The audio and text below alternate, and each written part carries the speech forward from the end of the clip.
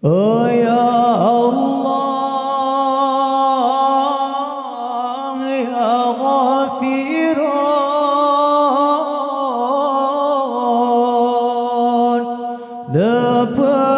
ampun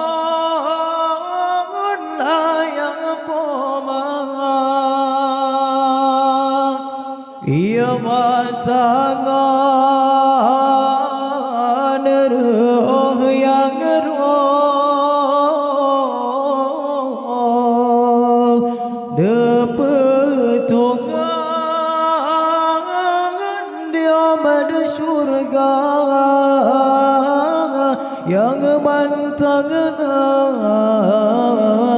bena sakit Nabi Hudin busa belam drone ridha